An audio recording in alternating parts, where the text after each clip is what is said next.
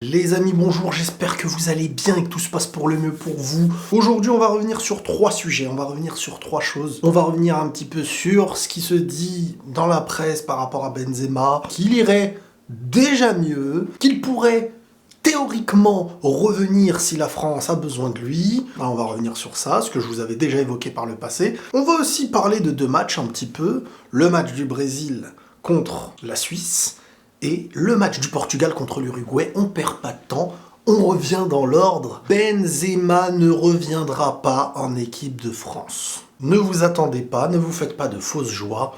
Benzema ne reviendra pas en équipe de France dans cette Coupe du Monde. Là, je rigole et reviens, cet extrait de vidéo il va ressortir partout. Je vous avais partagé ce que j'avais eu comme info, comme quoi Benzema, sa blessure n'était pas aussi grave. Que la blessure de Benzema, en fait, lui permettrait de revenir sous 10 jours et qu'en fin de compte, le mec n'est pas dans un état des plus dramatiques qui pourrait l'empêcher de jouer tous les matchs de la Coupe du Monde.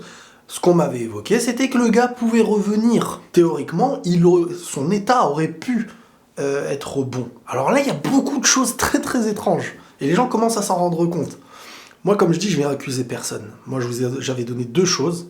La première, c'est que Benzema, sa blessure n'était pas aussi grave que ça. Deuxièmement, ça avait satisfait et rendu très heureux certaines personnes en équipe de France. Alors après, dans mon live Twitch, j'avais évoqué des détails, j'avais évoqué ce qu'on pouvait comprendre aussi, hein, c'est-à-dire que t'es un joueur de foot qui a un profil, on peut comprendre que le joueur soit content, mais que médiatiquement, ça faisait très tâche de sortir des choses pareilles de ton joueur, et que moi quand je vois dans certains clubs les grands joueurs qu'ils ont, je veux dire, une équipe protège son ballon d'or, un pays protège son ballon d'or, elle est fière de son ballon d'or, elle veut jouer avec, elle veut... Et c'est dommage de voir que ça n'a pas lieu, ne serait-ce que médiatiquement, de ne pas limite créer de la fierté en évoquant sans lui on est trop bien, tout va bien, les joueurs se sentent plus légers, etc., etc. Bref, maintenant on va aller dans la logique, on va réfléchir 2 petites minutes les gars.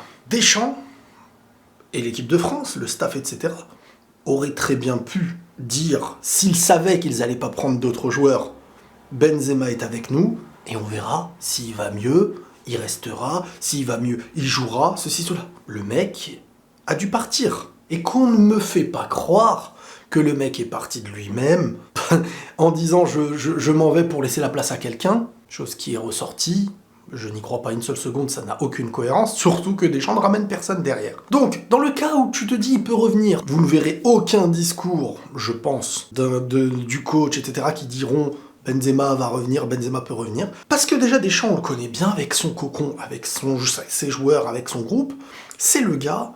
Quand les choses vont dans le bon sens, jamais il va tenter de remettre ou de perturber les choses. Certains me diront, mais comment tu veux perturber en ramenant le ballon d'or? Ça, c'est la question qu'il faut se poser. En tout cas, je ne vois pas la France, même si Benzema est en état de jouer, de le faire revenir, sauf, mais si ce sauf arrive, ils seront plus en Coupe du Monde, sauf si tout se passe mal.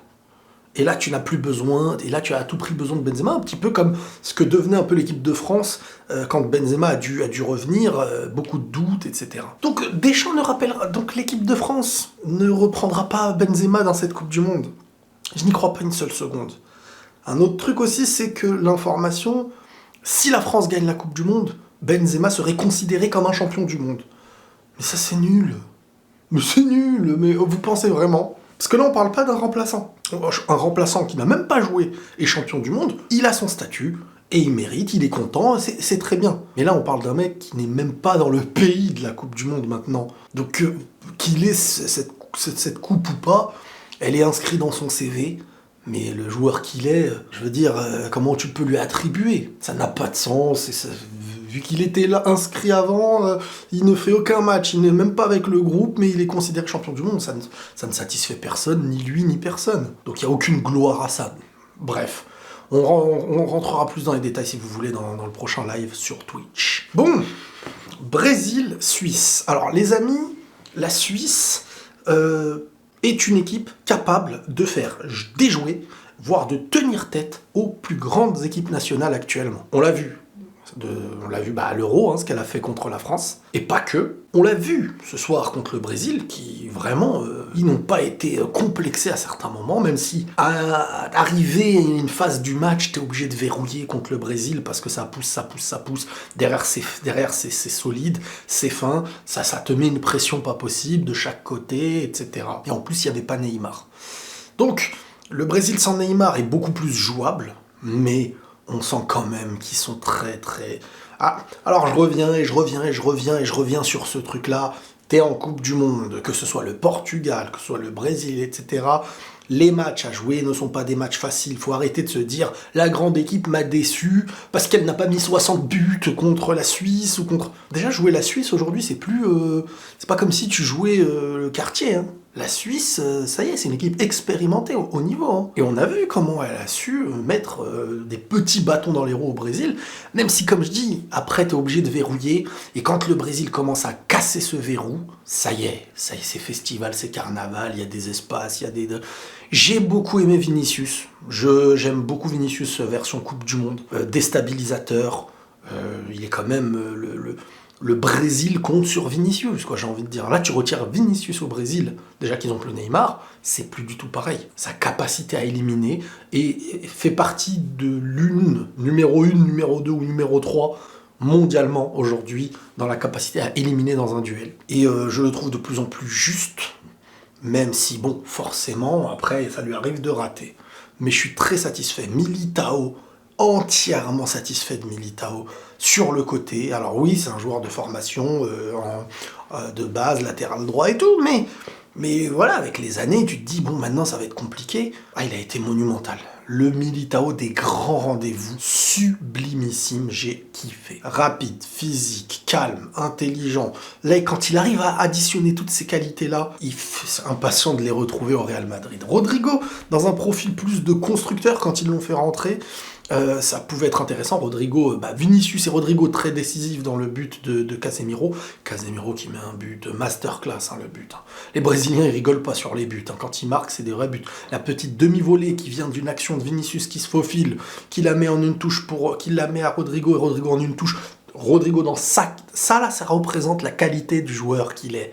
Rodrigo, c'est le footballeur dans l'intelligence, dans la combinaison. Rodrigo, il est ce que Vinicius n'est pas, et Vinicius est ce que Rodrigo n'est pas. Chacun avec ses qualités. Vinicius ne combine pas aussi bien, n'est pas aussi sans risque qu'un Rodrigo. Rodrigo est technique, Rodrigo est rapide, mais par contre, déstabilisé, il n'y en a pas beaucoup dans le monde qui le font comme Vinicius en gagnant des mètres à une vitesse incroyable. Ensuite, Richarlison, qui n'est pas sur son meilleur match aujourd'hui, mais le Brésil qui arrive à sortir un match contre la Suisse, qui était un bon adversaire, et le Brésil est donc qualifié. Bravo à eux. Le Portugal, Cristiano Ronaldo, a-t-il touché la balle de sa tête, de sa chevelure, de sa mèche, de sa coupe au gel? A-t-il touché la balle? Faut-il lui attribuer le but? Faut-il pas lui attribuer le but? Et c'est le débat de la soirée. Quel débat naze! Quel débat pourri! On s'en fout. Qu'il y ait un +1 ou pas dans son nom, ça va juste vous permettre de parler, de débattre. Il est meilleur, il est pas meilleur, il est fort et tout. Mais ce qu'il s'est réellement passé, c'est que sans cet appel de Cristiano Ronaldo, qu'il la touche ou pas, la passe est sublime, mais sans son appel, sans sauter, sans gêner le goal, il n'y a jamais but. Donc il est autant décisif que ce soit le buteur ou pas le buteur. On s'en fout. Bref, l'Uruguay...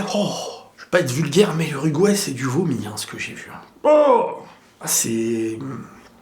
Je les fiche S, moi, direct, après un match comme ça. Tu te dis que tu vas pas en Coupe du Monde pour faire des trucs comme ça, c'est affreux. En plus, ces équipes-là, elles peuvent produire des choses, mais elles sont là pour casser le jeu, jusqu'au point où même quand il y a eu penalty mérité, parce que si la main n'existe pas, forcément le mec passe. C'est ça au passage pour ceux qui se demandaient, oui, mais prenez la question de si le ballon passe, il est passé entre les jambes. En plus, la main, elle avait même pas encore touché le sol derrière. Bon, bref, c'est pas facile, mais bon, le ballon est passé, le geste technique était réussi pour éliminer. Bref, au point où les Portugais ont dû se mettre autour du point de penalty, parce que les Uruguayens, ils étaient là, mais on dirait qu'avant le match, on leur a dit c'est une descente. Faut qu'on se les tape, les mecs. Faut qu'on leur fasse... Faut qu'on gagne la bataille de la bagarre. On est dans un terrain de foot, on s'en fout. La bagarre. À chaque duel, il y avait une faute, un truc, l'anti-jeu.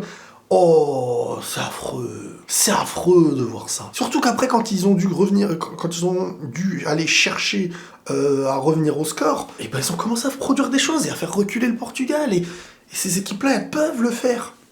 C'est affreux. C'est affreux. Maintenant, le Portugal, il n'y a que 3 équipes, hein, les gars, qui sont qualifiés en 8e en 2 matchs. Hein. La France, Portugal, Brésil. On peut que les féliciter. C'est bon pour la confiance, c'est bon pour la suite, ça peut faire reposer au troisième match. Non, c'est Portugal n'est pas des plus séduisants, mais encore une fois, parce qu'il y a de la confrontation Coupe du Monde. Si tu verrouilles et que tu fais des grosses fautes, vous attendez à ce que le Portugal, tac, tac, tac, tac, tac, tac, tac, ça dédouble, ça joue comme... Passage, la blessure de Nuno Mendes, le pauvre, pleure, il sort en pleurs. Dommage, parce qu'il aurait fait énormément de bien à ce Portugal. Mais voilà, il y a des joueurs qu'on aurait aimé voir, hein, des Vitinha, Leao un peu plus souvent. Même si Leao, il est bizarre ce mec. Bon, déjà, il est toujours souriant. Et puis des fois, il est un peu trop nonchalant, un peu trop relâché dans son football. Est-ce que c'est naturel? Est-ce qu'il rentre pour perturber, pour énerver?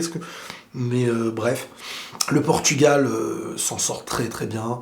Ronaldo qui apporte de sa présence. Hein. On n'est plus sur des matchs de Cristiano forcément, où on le voit tout au long du match. Hein. Il y a des constructeurs et il n'en est pas un. Il y a ce côté d'apport d'emmener des joueurs et décisif. Le premier match, décisif le deuxième, qu'il touche ou pas la balle. Un coach, c'est pas ça qu'il va regarder. Pour être satisfait de son joueur, et le joueur, dans sa tête, c'est comme s'il avait marqué, mais connaissant Ronaldo, il veut que la stat lui soit dessus. Bah forcément. Un gars qui court aussi derrière les stats, en dehors de ce qu'il gagne avec ses équipes. Donc voilà pour cette journée de Coupe du Monde. Je n'ai pas vu les autres matchs, j'ai vu un petit peu, mais j'ai pas tout vu. Donc par rapport au Cameroun, j'ai juste vu un beau but, une belle louche qui restera aussi gravée dans cette Coupe du Monde, hein, de gestes d'une équipe comme le Cameroun. De l'autre côté, il y a eu aussi la Corée contre le Ghana, qui était un match de barjo. Et il y aura il y aura des dernières journées de groupe qui vont arriver, qui vont être excellentes. Excellentes, je vous le dis. Ça va être incroyable. Bon les amis, on se tient au jus, on se retrouve tout à l'heure en live, peut-être sur Twitch. Abonnez-vous, le lien est dans la description. Prenez tous soin de vous les amis, et la paix sur vous.